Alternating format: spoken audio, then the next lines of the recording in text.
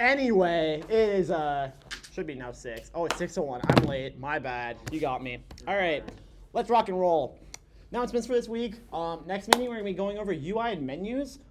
This is a tentative thing, but we might be doing that with the GDSA. I actually talked to them earlier today.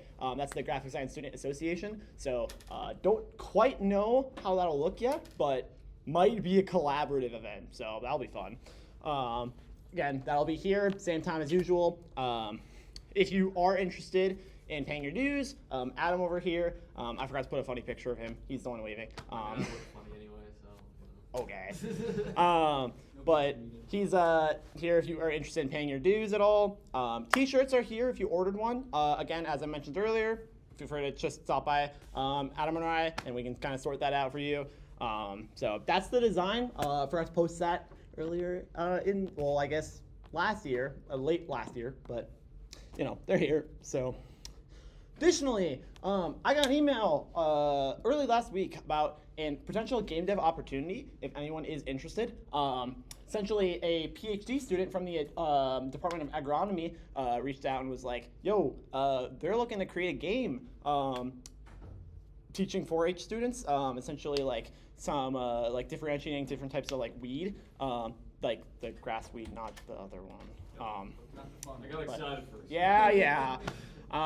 But the long-term vision is essentially to be able to like create like a web-based game, probably like OpenGL, something like that, with the possibility or like the room for like doing some type of a mobile application of it. So if anyone is interested, talk to me. I can get you connected with that. But yeah, without further ado, let's get started with the actual kind of meeting topic, which is writing. So big part of writing is also finding inspiration. I'm willing to bet a bunch of you guys could list off some of your favorite like shows or TV, like movies, etc., that you think are really well written. Obviously, video games are a big part of like what we're talking about, but there are plenty of other opportunities to like learn from as well. I always think it's really good to just generally try to like look beyond video games for inspiration for your video games, because you can kind of get stuck in like a little bit of a bubble there. So also your own life and stuff like that can also be just like a great source of inspiration. Honestly, some of like the best stories in writing just come from a wide variety of things. So I strongly advise just trying to find a bunch of different things you like and kind of just smash them together, essentially, is a good rule of thumb. Go over some basic writing stuff. I'm not going to go over this too long. Most of you should know this. If you don't, though, main thing of any writing is a plot. You don't have to necessarily have like a super detailed and like complicated plot, but there is always generally a beginning, middle, and end, no matter what. That's like the bare minimum. So some important things to ask are just like what happens, so like the overall idea, where does it happen, when, how does it happen. Basically, the main things you need to figure out in order to actually pitch it to someone. If I'm going up to Adam and I'm like, yo, I want to make a like story about dinosaurs. Gotta be more specific than that. Until it's not. Another thing with writing, of course, is always characters. You're gonna always want to flesh out your characters. Try to think of like things like motivations, their look/design. So like things that like essentially dictate how they look through the story. If I have a cool scar on my eye, how did I get that scar, you might ask? That's something to start like pulling from. If their personality is maybe influenced by a story, stuff like that. It's all kind of like builds up together, kind of a combination of things. Like most of these things you can kind of solve by figuring out like a narrative reason or just something dumb. Like maybe your character likes spinach for some specific reason. It could literally just be their favorite food. It doesn't have to be specific, but it helps round them out more and feel more like real in a sense. But it's another good thing to also try to figure out like what would your character do within certain situations. Like, let's see, give me a good example. Okay, like put some boots on the screen. So like Shrek. Given a certain scenario, Shrek is a fleshed out enough character where you can kind of guess what he would do, like if given a certain situation. Like, If Shrek's at the grocery store and like they're all out of onions, what do you think he's gonna do? Is someone give me an example? He's gonna buy garlic. Okay. There we go. That's what I was kind of getting at. So like, he has certain like traits about him that like kind of lead you to follow a certain path of like what he might do. So. Scenes are also another thing with like writing. Maybe your game doesn't really have like as much characters or stuff, but you still might have some amount of like interaction. Certain symbols of dialogue, action, events, stuff like that. It's always good to try, and when you're writing, to like focus on like one point of view at a time. You can bounce around for all I care. I mean, I'm not. These are not like specific like right or wrong ways to do it. These are just general tips, but. Like, it's always generally a good rule of thumb to like focus on one person at a time. If you're in like a complicated scene, you don't want to be bouncing around between like 3 different people, because then it's like what's really happening is a lot more complicated. You just want to keep things clear. That's like a big thing as well, is just making sure that like it's easily like understandable, essentially. Another thing to also consider is like what purpose your scene actually like serves. If there's no real reason for like, Shrek to be going to the grocery store in Shrek 5, does it need to be there? Is it really like adding anything to it? Like, it might be a funny idea, but unless it's literally just meant to be a funny gag, you might be able to cut it essentially. But yeah, so like sometimes just thinking about like if it's like adding even just like world building or like a character interaction just to like flesh out who they are as a person, those are like legitimate reasons to like add it essentially. You also always want to try to like arrange your scenes logically. You don't have to necessarily. There's plenty of things like Pulp Fiction, for example, essentially just shows everything out of order, but like it still is a compelling story just because like the way they present it. So try to find like ways to like have events play out in a way that makes sense for the most part, or intentionally break the rule, but you have to have like intention to do that. Dialogue, of course, just try to keep things generally consistent. If you're in a fantasy setting and everyone's speaking with like a vaguely British accent, unless you like want it for like a gag, for example, don't have a guy speaking like with like a weird, like, I don't know, give me a weird accent. Like, yeah, like if everyone's speaking with a British accent, having some guy with a Boston accent is gonna make him stand out. If there's a reason for that, sure, that's fine. But like, obviously don't just do it willy-nilly. I also try to make sure that like, your dialogue is fitting your tone. If you are trying to have a really like emotionally charged scene, don't do something like, so that just happened, like midway through, unless you really want it to be awkward. Again, just think about the scenario. Try not to have it like not fit, essentially. What are your thoughts on the Super Mario Brothers Wonder Flower? He's kind of a funny guy. I think he talks a little too much. That's also another thing is sometimes you gotta consider of it. I might find this funny. Is the general audience gonna find it funny? If you're going for like very niche sense of humor, that's fine. I don't know if I can speak for everyone with like the whole like the Wonder Flower guy from like Mario. Again, I think he's funny. I know there's a lot of people who don't. So that's something definitely to consider. Additionally, another thing with dialogue is just like also considering like character motivations. Like, make sure it's something that they would realistically like say or do. If Mario has no real reason to tell like Luigi to like jump off a cliff. Like, they're brothers. I don't really think Mario would do that. I mean, there's those like game theory videos, so you never know. But another also good rule of thumb with like writing dialogue and like just writing in general is always like show don't tell. I know like people say that a lot. Might not know what that means. Essentially, you want like your actions to speak louder than words. You can like convey a lot of things about something or someone just through them doing something rather than being like, oh yeah, like that Mario guy, he's a real upstanding guy. You could just show him doing something, upstanding to communicate that rather than just telling someone that. So that's always like a good way to kind of like have things feel more natural and believable. So, all right. Enough with the whole general writing. I'm willing to bet all of you have heard that, like a lot of that before. In terms of game writing though, I just want to like ask real quick, what are some of your like favorite like stories within games, or just like ones with good writing? Literally just shout out any like God of War. God of War, One shot. One Shot, Delta Rune. Deltarune, all good ones. Red Dead 2 made me tear up a little bit. Fair, Yeah, it took 60 hours. Fallout New Vegas. that's also a good one. Me too. Nice. Yeah, like all these like games have like just generally like I would say pretty good like stories. These are just a couple I thought of, and like Adam and a couple other people. Oh, you got one more? Oh no, I just think this will lead to. Oh yeah. Great game. I've not finished it yet, but just a lot of games with like good writing. And good is of course subjective. If you don't like any of these, that's no skin off my back. It's kind of just like a list that I could think of for one reason or another. The main thing is just kind of like something to consider before you even start writing a story is, does your game even need one?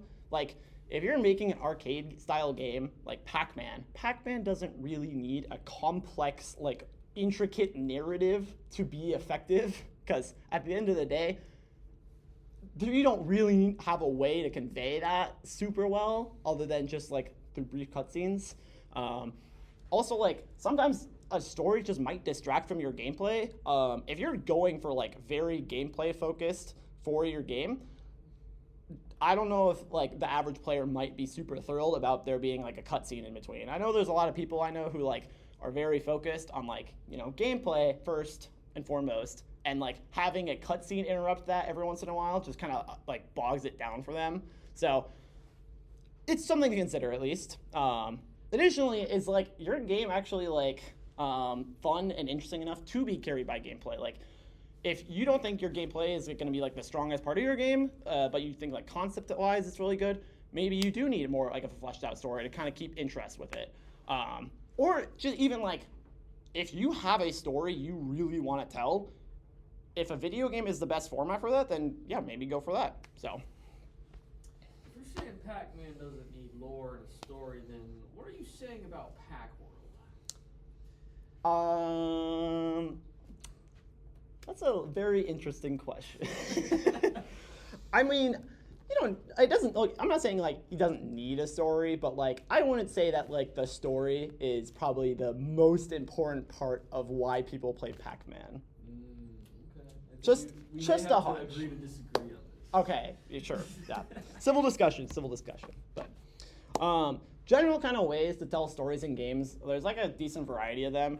A lot of the time, it's just cutscenes, like just pure kind of like exposition, just kind of explaining or showing what's happening. There's plenty of games that like do it more through like text. A lot of like visual novels generally kind of do that. Or it's just even like narration, like while you're playing the game. Like a lot of like AAA games generally will have like kind of dialogue happening while you're doing the gameplay. So that's another way to kind of go about that.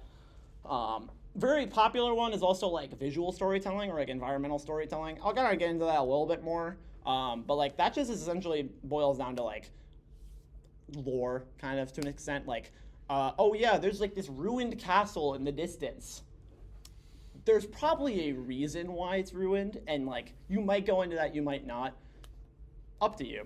But one other thing I like to point out is the idea of ludonarrative, kind of like dissonance and harmony. The very popular example to bring up is Uncharted series. So like Nathan Drake, if you don't know, or like, if you don't know anything about Uncharted, essentially Nathan Drake's this like explorer guy. He's like going to find treasure and all that, and he's supposed to be this like normal kind of like upstanding guy. He's like, you know, average Joe. He has like no formal like military training or anything like that. He essentially is just like an archaeologist. So Nathan Drake, during his games, a lot of time you end up shooting people. A lot of them. And that the game doesn't really ever talk about that, nor is there any consequences for that. He just kind of does that and then just goes home and just kind of like goes on his merry way. And like the whole idea is like the actions you're actually doing in the game aren't really meshing with like the actual story being told. Like realistically, there probably would be some amount of consequences for that. Again, it's a game, so it doesn't need to, but like that's something that can kind of hold your story back, is like if you're doing a game about like pacifism, for example, and you just like are killing people constantly, that doesn't really like jive with the whole story. Not to say that Uncharted's about pacifism, but like you get the kind of the point. So that's something to always consider. Is like if that's something important to you, like it's having a very like realistic and like grounded story. Make sure your gameplay kind of matches that story you're telling, because that's one way to like kind of disconnect the player a little bit from that. So. Additionally, like with exposition, like it's by far just like the easiest way to actually deliver any information for the story. A lot of time it's essentially just another character is talking to you and explaining the situation you're kind of in. A lot of the time, I suggest try to keep it short, unless like your game is just entirely story essentially. You don't really want to just have like what is that one game like with like there's like one with like 2 hours of like cutscene, like is it Metal Gear? It's like one of the Metal Gear games, I think. Heavy Rain. Yes. Yeah, there's like one where it's like has legit like a movie's worth of cutscenes until you can actually play the game again, which like if you're going for a very like cinematic experience, that's fine.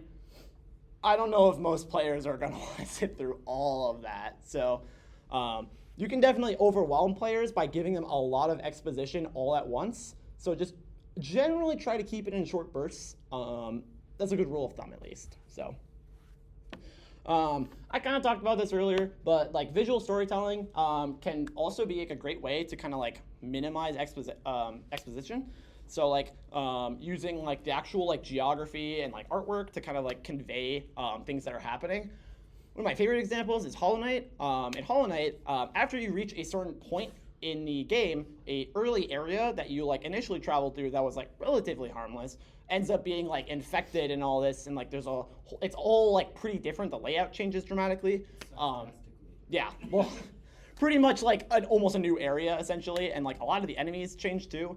And that's the like mainly further the actual story that's being told of like there is like a looming problem.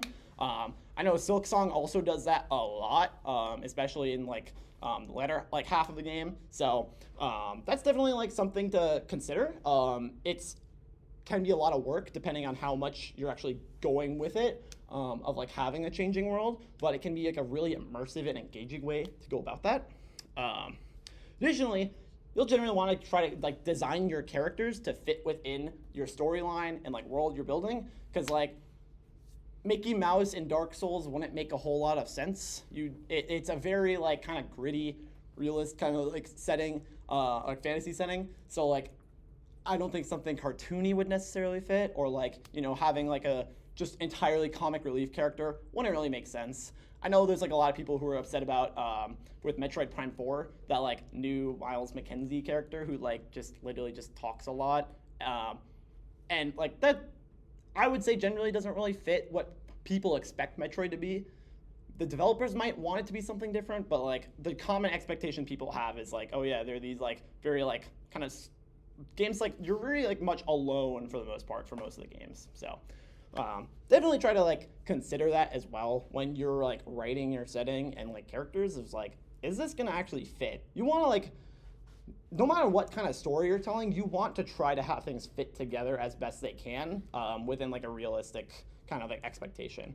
It doesn't have to be like realistic necessarily. Just, I mean, like it should make sense. Like you should have related components together. So another way to also deliver the plot is a lot of times just cutscenes. As I kind of mentioned earlier, it can be a nice little treat after you like go through a really hard section of the game. You get to see like something cool happen on screen, and like some big reveals can happen and stuff like that. There's plenty of games where like honestly like it's kind of a reward to like finish a section, and you get rewarded with like a cool cutscene, interesting narrative stuff like that.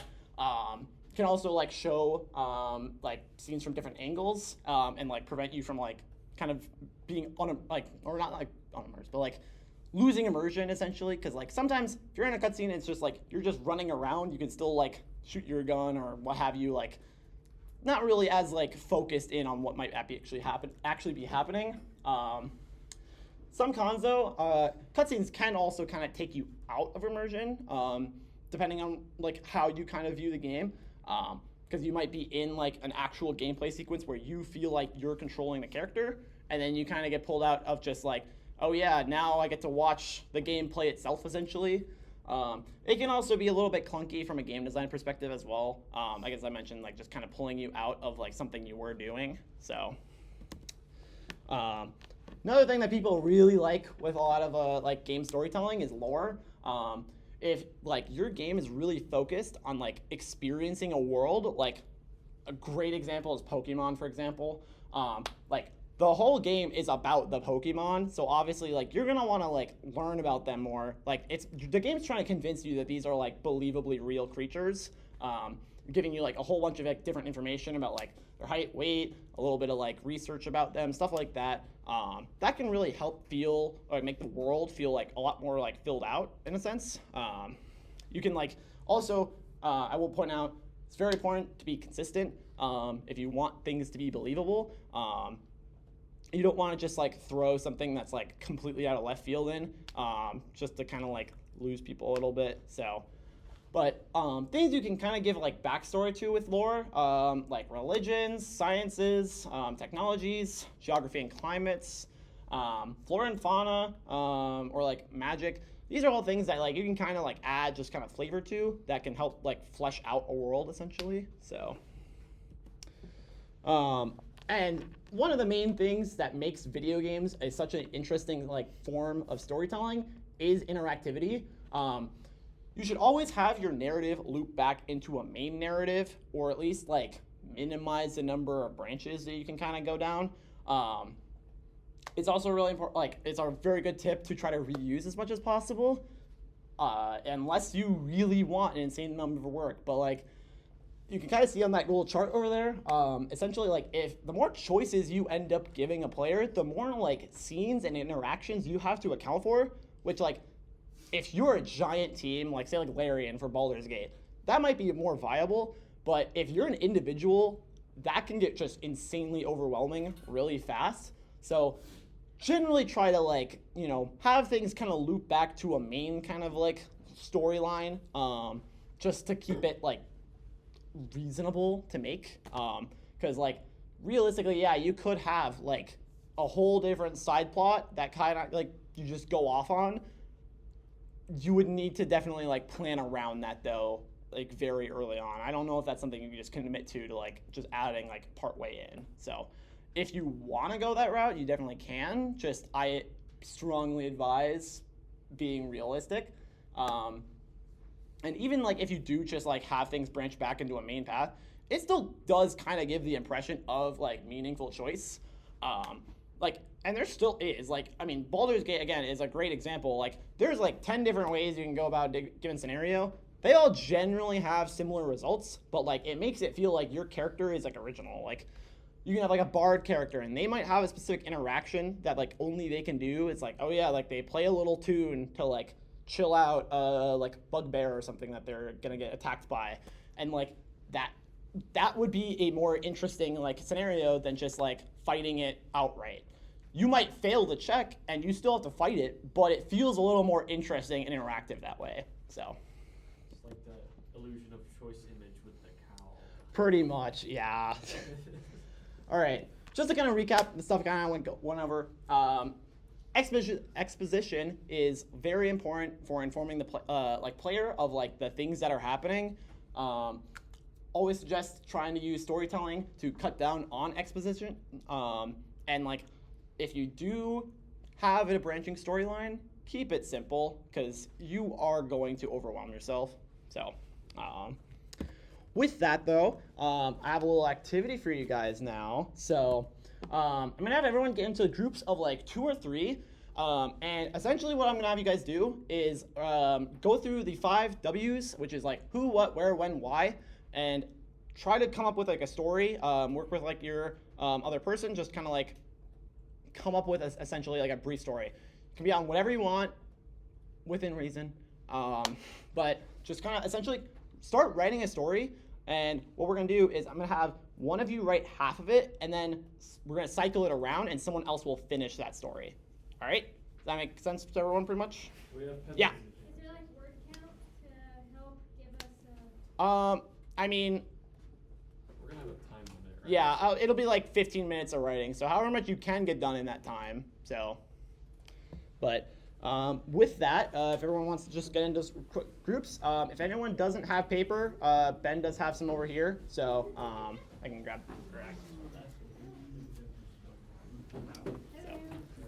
Alright, paper's up here if anyone needs it. If you need a pencil or something, let me know too. So.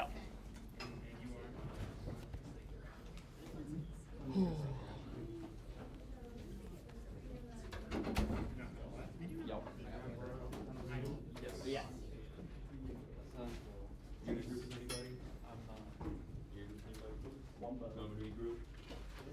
Anyone need me for group or? You know, I want you can probably just join in with another one. Doesn't specifically need to be 2 or 3. I mean, you can have as many. We're just gonna like cycle them around within the group. So. Word. Yeah. Go ahead. Oh, also, Wyatt, is your tape? I took it in case, you know, the poster would have any problems, but I forgot about it. I'm gonna forgot it. Hold on for now. Okay. Yeah. What was that? You guys have room for one more? Yeah, I guess. Okay, sweet. Yeah, Garen, if you want to jump in with Let's do that. one like come across it. Can you bring up a timer video? Yeah, I'm gonna pull up a timer. I guess Will.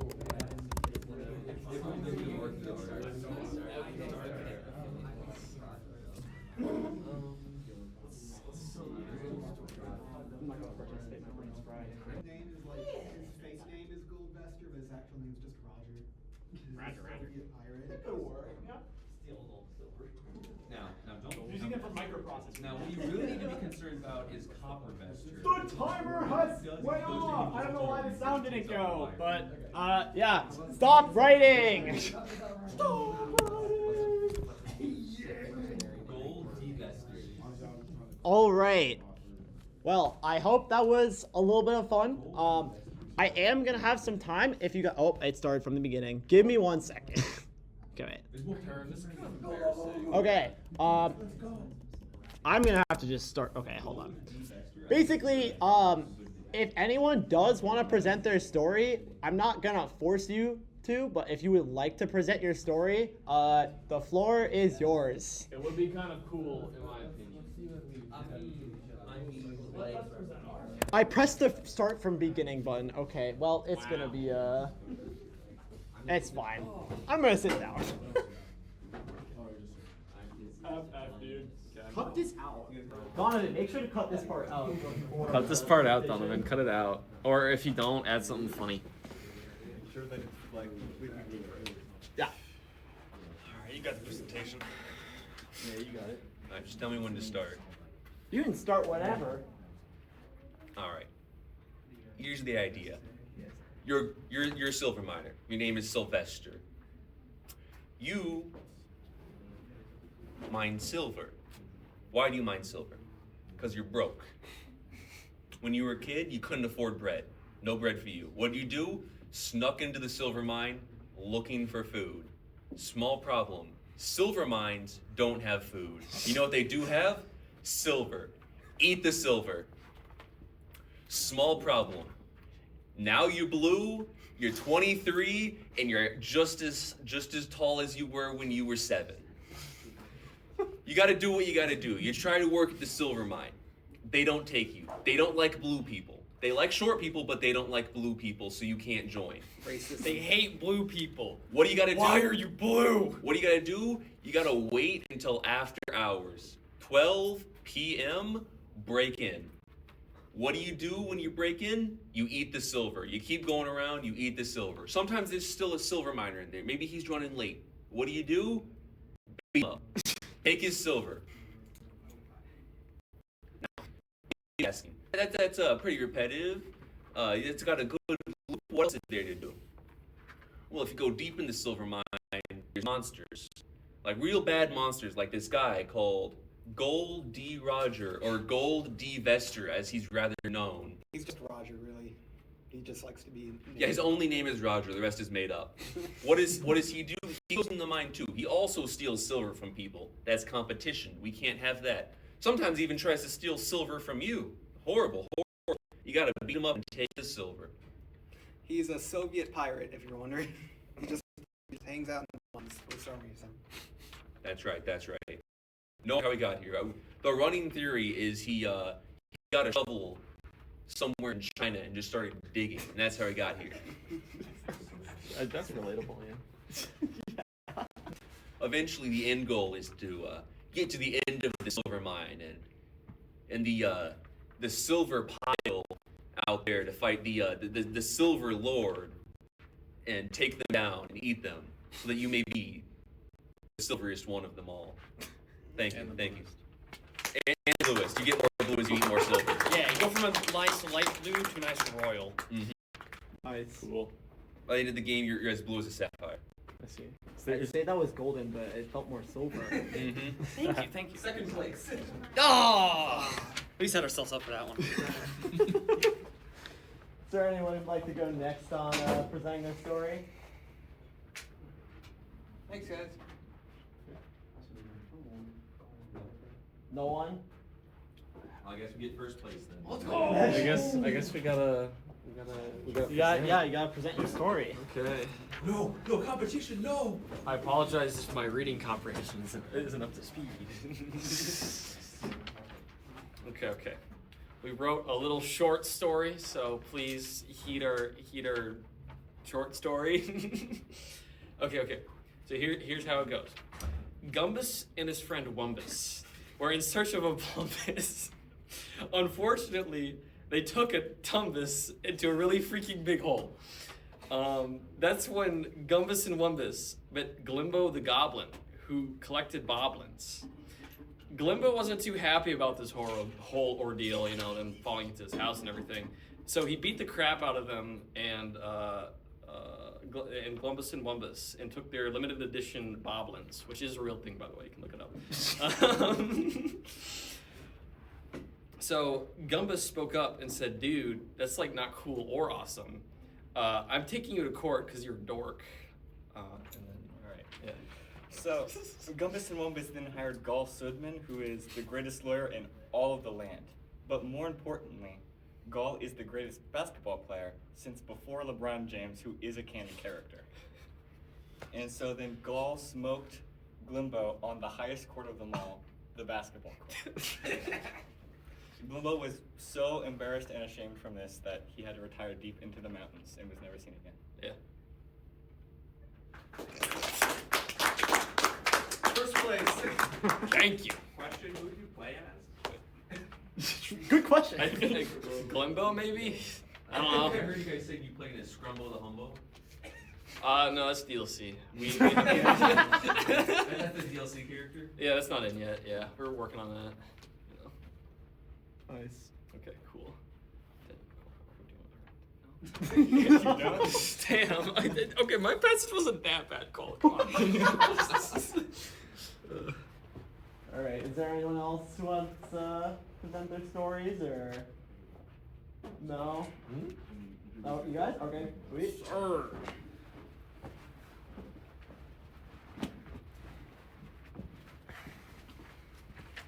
So this like an idea of an idea, so bear with us here. All right. What we wrote down. A mercenary attempts to redeem himself through defeating enemies in a pacifist way. He can't kill people. He's not allowed to. The mercenary must defeat other soldiers, mercenaries, generals, or even the very gods he once fought. He does this in an attempt to be a better person and better role model for his own child, which he now has to deal with. And then throughout his adventures, he will gain new companions, create new bonds, and also go through some very tough and extreme and life-threatening challenges. But through all this, he will also experience pain, death of these new friends, and broken bonds, and even be challenged to go against his own morals to save the entire world. That's all we have. I love being a warrior princess. That's what it sounds like, and I love Greek mythology. Because it was mainly based off of God. That's what it Oh, sounds still, Greek mythology, I loved it. Alright. Is there anyone else who wants to go, or No. pretty much good? Okay. Alright. Last call. Okay. Well, thank you for everybody participating. I hope that was a little bit of fun, let you kind of, flex some of those writing muscles. So, I started from the beginning again. God dang it. Listen, it's been a minute since I've had to do a PowerPoint. Impeach Wyatt. No, don't impeach me. I'll put you in a peach, bro. They're gonna do it, man. Okay. We're gonna call you James. Oh, shoot. Okay. All right. Just some quick reminders then. Next week again, we're going to be going over UI and menus. So make sure to bring a computer to work on that. We're going to probably be doing that in Unity, I believe. So just make sure to have that installed.